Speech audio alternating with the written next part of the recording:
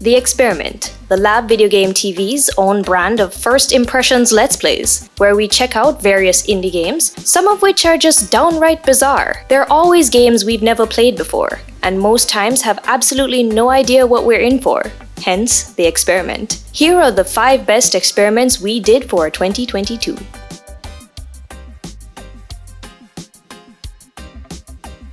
Forever Darts, much like Forever Bowling, is pure genius. It shares much in common with Forever Bowling, but this time the developers have decided to implement hand tracking. Released December 16, 2021 for the MetaQuest 2 by Forever Games, Mila experimented with this unique take on darts and found that the best way to play it was with hand tracking. As with all the Forever games we've played, Forever Darts was an excellent representation of the sport. It has an arcade and simulation feel rolled into one. It may have taken a bit of practice, but in no time, Mila was playing like a pro. Darts in real life is cool, but in VR, in the hands of the right development team, darts have been taken to a whole new level. I expect greater things in the future, as Forever Games are known for sticking with their games for the long haul, with impressive update after update.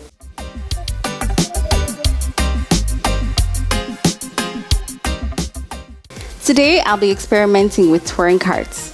Now, generally, kart races are my thing.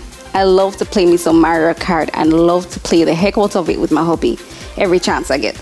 But I've never played a kart racer in VR before, so it's time to test the waters. Released August 8, 2019 by developer and publisher Ivanovich Games, Touring Karts is for all you kart racing lovers. If you like Mario Kart, Crash Team Racing, or any kart game for that matter, and wondered what it would be like in VR, then Touring Karts is a great place to start. Alethea was already a seasoned Mario Kart player, so she felt right at home with this one. The turns seemed to have given her a warm time in the beginning, but she was back on her A game real fast. Now this, I could get used to. Flat kart races are fine and dandy, but VR definitely adds a new element to the experience. And as usual, Ivanovich Games did not drop the ball.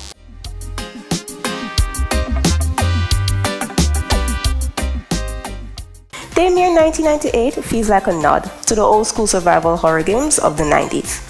You're a part of a special security team sent in to investigate a secret research facility holding a deadly chemical weapon. Released September 17, 2019 by Invada Studios for the PC, PS4, and Xbox One. Daymare 1998 is for all you classic Resident Evil fans. It takes us back to the earlier days of survival horror and does it admirably. Despite the scare factor, Hasari was able to navigate her way through the first set of encounters and puzzles with relative ease. But hey, if she can beat Dark Souls, then this shouldn't be a problem. Daymare 1998. I like it. Thought it would have been even scarier, but scary enough. And definitely reminds me of some of those earlier survival horrors responsible for an entire genre today. Looking forward to 1994, which is set to release in October.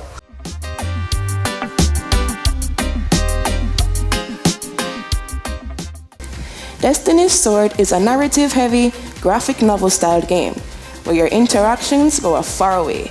There is a feature called Emotional Intelligence Management, where what you say and how you say it can drastically affect the game's outcome. Released on PC October 17, 2022 by developer Two Dogs Games and publisher Bonus Stage Publishing, Destiny's Sword is a heavily choice-driven strategy game that certainly held Empress Now's interest. I think it may have had something to do with a character named Yuri. Okay, so who's next? Go. Yuri. Tell me about Yuri. Yeah, I'm going for Yuri. Oh, he's in engineering. I like that. Not sure what that was about. But yeah, if you're into narrative-heavy, choice-driven experiences where you have to tiptoe around everyone's feelings, then this should be right up your alley. This is the kind of game that could easily soak up many hours of one's existence. The more I played, the more I wanted to play just a bit more. There is so much to do, so many mechanics to learn and master.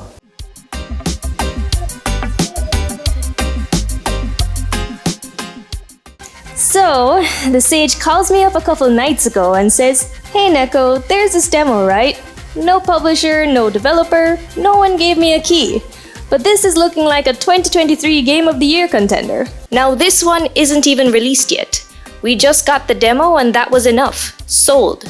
Bramble the Mountain King by developer Dim Frost and publisher Merge Games is set for release sometime this year. And after the prologue I played, this short demo, I am a believer. Bramble the Mountain King is beautiful, incredibly atmospheric, and creepy as all hell, all at the same time. It starts out all unicorns and rainbows, then before you know it, not long after taking the time to smell the roses, all hell lets loose, and you find yourself way up the top of Schitt's Creek wondering if you're gonna have to doggy paddle your ass the rest of the way. I'm really looking forward to the full release.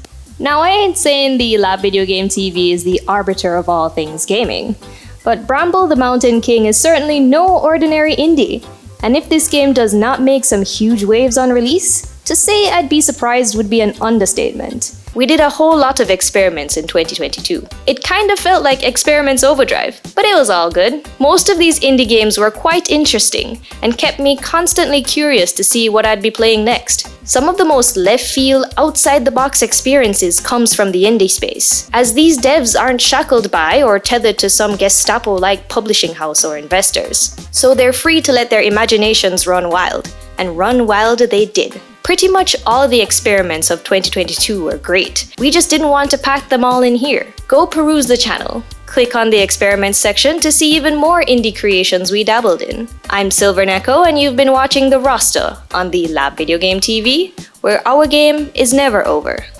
You can count on me, man. That's what I'm here for. I'm here for y'all. Yes. I'm there for you. And you, Rick.